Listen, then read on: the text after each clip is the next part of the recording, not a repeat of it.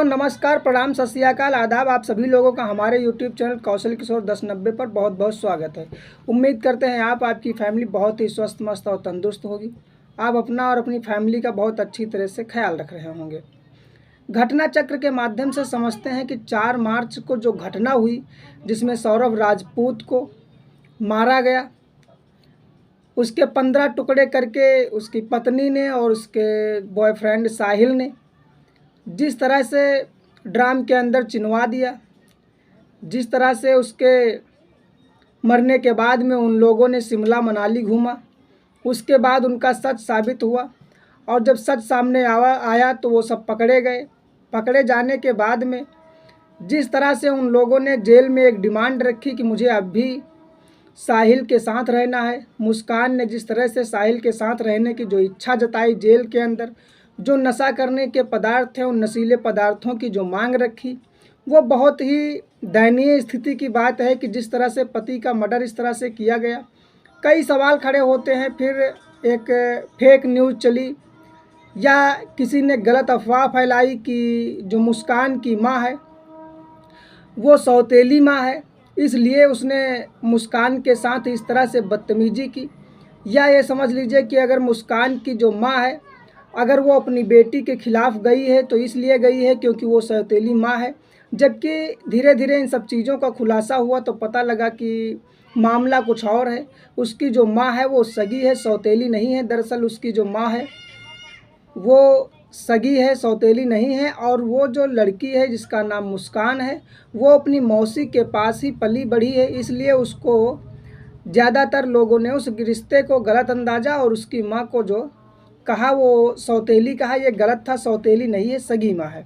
ये मामला बहुत ज़ोरों से खबर पे आया, लोगों के सामने आया कि माँ जो है वो इसलिए कर रही है, जबकि ऐसा नहीं कहना चाहिए था। क्योंकि अगर हम इस तरह से बातें करेंगे, इस तरह से लोगों तक गलत खबर फैलाएंगे, तो इसमें क्या होगा कि कोई भी माँ बाप आगे आ कर के बढ़ चढ़ कर के अपने क्राइम करने वाले, चाहे बेटा हो, चाहे बेटी हो, चाहे भाई हो, चाहे पिता हो, क्राइम करने वाले को अगर कोई सज़ा दिलाने का काम करता है घर का सदस्य, तो इस तरह से अगर उसके विपरीत लोग सवाल खड़े करेंगे, लोग इस तरह से गलत अफवाह फैलाएंगे, तो फिर कोई सामने नहीं आएगा इस तरह से। तो जो काम किया उसने, उसकी माँ ने, वो सराहनीय किया। जिस प्रकार से इन लोगों ने क्राइम किया, उस क्राइम के बदले उन लोगों को, पुलिस को सूचना दे करके उन लोगों को उसकी माँ ने पकड़वाया और माँ ने उसको फांसी की सज़ा सुनाने की जो मांग की। उसके माता पिता ने जिस तरह से सौरभ को कहा कि वो बहुत ही अच्छा लड़का था, मेरा दामाद नहीं मेरा बेटा था, मेरी बेटी ही बहुत गलत और गुनहगार है, जिस हिसाब से इस सारे मामले को समझा गया, उस हिसाब से उसमें लगा कि उसकी माँ और उसका जो बाप है वो सौरभ राजपूत के खून का, उसके मर्डर का जो भी मुजरिम है उसे सज़ा दिलाने की कोशिश कर रहे हैं। सौरभ राजपूत और जो इसकी माँ है उसमें अच्छी बनती थी, पैसा कौड़ी का जो भेजने का काम था, पैसा भेजा जा रहा था, वो एक माँ बेटे का, एक सास बेटे, सास दामाद का जो रिश्ता था उसमें बहुत अहम भूमिका थी। इसलिए उसने पैसे या कोई भी मामला रहा घर बनने का, उसने सारी मदद की। तो उसको जब उसकी माँ सामने आई और पकड़वाने की कोशिश की, तो लोगों ने जो है उस पैसे के ट्रांसफ़र की जो आईडी होती उसको देखा और लोगों को पता लगा कि पैसे भी ट्रांसफ़र किए गए थे इसकी माँ को, मुस्कान की माँ को। जिस हिसाब से ऐसी सब सारी चीज़ें लोगों ने देखी, उस हिसाब से उस रिश्ते को गलत अंदाज़ा और कहा कि ये कहीं ना कहीं इन सबका कोई ना कोई मिली भगत है। जिस हिसाब से उसकी जो सौरभ राजपूत है, उनकी माँ ने बयान दिए कि इसमें अकेले मुस्कान और साहिल नहीं शामिल हैं, इसमें कम से कम 4 से 5 लोगों का हाथ हो सकता है। तो 4 से 5 लोग और हो सकते हैं, पर उनके जो माँ बाप पर उंगलियां उठाई जाती हैं वो अभी जायज़ नहीं है। क्योंकि जब तक पुलिस की कार्रवाई और जांच नहीं हो जाती पूरी तरह से, तब तक उन पर ज़्यादा टिप्पणी करना, गलत अफवाह फैलाना अच्छी बात नहीं है। तो यही है, सौरभ राजपूत को जब मारा गया, जिस हिसाब से उनके टुकड़े किए गए, ड्राम में चुनवाया गया, लेकिन जब इन सारी चीज़ों का खुलासा हुआ, जब लोगों के सामने बातें आई, जब शिमला मनाली जैसे घूमने गई मुस्कान और साहिल, 3 मार्च को जिस तरह से उसने नशे की दवाई खिला करके सौरभ राजपूत को मारा, इस घटना को पूरी तरह से विस्तार से समझाते हैं कि आखिर मेरठ में जो सौरभ राजपूत है इसकी हत्या कैसे हुई और कौन से लोग थे जिन्होंने हत्या की है। तो सौरभ राजपूत जो थे वो नेवी मर्चेंट अफसर थे, नेवी मर्चेंट में नौकरी कर रहे थे और उसी के दौरान उनका जो आना जाना था वो बहुत ही कम था घर का। जिस हिसाब से एक मीडिया ने एक खबर जारी की, एक लड़की ने उस खबर पे टिप्पणी करते हुए कहा कि अगर मुस्कान ही इस तरह से ऐसी जो की है हरकत, जिस तरह से मारा गया, जिस तरह से उसके साथ बिहेवियर किया गया सौरभ राजपूत के साथ मुस्कान ने किया है, वो कथित तौर पर बहुत ही गलत है और जघन्य अपराध है, उसे ऐसा नहीं करना चाहिए था।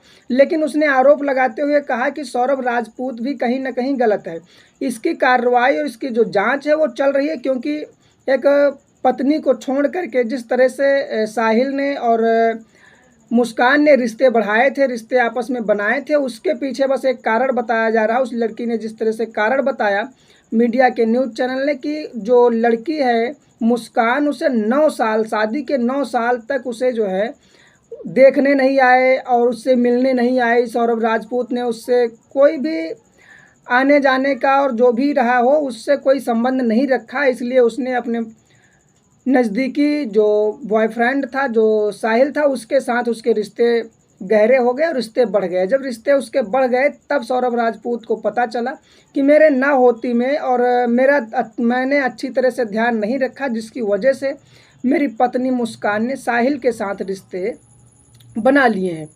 अब साहिल का जो रिश्ता साहिल का और जो मुस्कान का रिश्ता था, ये सौरभ राजपूत को बहुत ही खटकने लगा था। जैसे ही रिश्ता खटकने लगता है, सौरभ राजपूत उस पर टिप्पणी करना शुरू करते हैं और बात करना शुरू करते हैं। अपनी पत्नी मुस्कान से उसे छोड़ देने से और दूर रहने की जो है बहुत ही सख्त हिदायत देते हैं।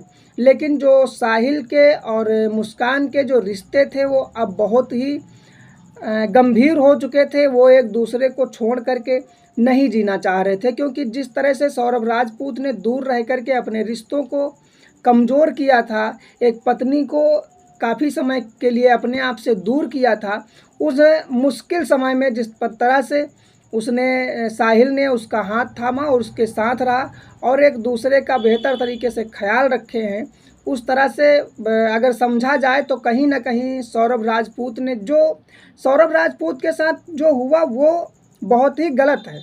वो तो जघन्य अपराध किया ही मुस्कान और साहिल ने, लेकिन इसके पहले जिस तरह से बयान आ रहे हैं, जिस तरह से लोग बता रहे हैं, जिस तरह से वीडियो जारी किए जा रहे हैं, उनकी न्यूज़ बताई जा रही है कि जिस तरह से उन्होंने 9 साल तक, 9 साल हो या 7 साल हो या 5 साल हो, जिस तरह से एक इतना बड़ा अरसा अकेले उस औरत को जीने का जो समय दिया, वो कहीं ना कहीं उसमें थोड़ी लापरवाही थी, थोड़ी कहें या ज़्यादा लापरवाही हो गई, जिसके कारण साहिल और मुस्कान के रिश्ते इतने मजबूत हो गए। इतने समय तक मतलब ना देखना भी एक नाइंसाफ़ी ही है। लेकिन फिलहाल जिस तरह से उस सौरभ राजपूत के साथ किया गया, ये मुस्कान का और साहिल का जो प्लान था, मर्डर का जो इन्होंने खेल रचा, ये बहुत ही गलत और जघन्य अपराध किया इन लोगों ने।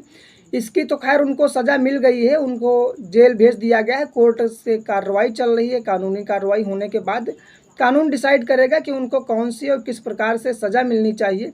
लेकिन जो भी हुआ है उसमें दोष इन लोगों का बहुत ही है, इतना जो जघन्य अपराध किया है। लेकिन जिस तरह से बताया जा रहा है कि मुस्कान बहुत एक समय, बहुत एक अरसा गुजारा है सौरभ राजपूत के बिना, सौरभ राजपूत ने ध्यान नहीं दिया। तो पहले जिस तरह से ध्यान नहीं दिया, उस तरह से उनके साथ जो साहिल और मुस्कान के जो रिश्ते मजबूत हुए, उसमें कहीं ना कहीं इनकी थोड़ी कमी रही होगी कि इस तरह से इतना समय उन्होंने नहीं दिया, इतना ध्यान नहीं रखा, या जब वो बिल्कुल हाथ से निकल जाती है तब वो जो है इन सब मामलों पर गंभीरता से पेश आते हैं और मुस्कान और साहिल को दूर करने की जो कोशिश कर रहे थे उस कोशिश में नाकाम हो जाते हैं। और साहिल और मुस्कान ने फिर जो प्लानिंग की, जो मर्डर का जो एक पूरा गेम तैयार किया, वो बहुत ही जघन्य अपराध का गेम था। ऐसा उनको करना उनके लिए बहुत ही समस्या हो गई। और उन्हें जेल हो गई है, और आगे उनके साथ जो होता है वो कानूनन डिसीजन के, कानूनन निर्णय के साथ ही जो भी उचित फैसला होगा कानून का, वो सज़ा उनको मिलेगी।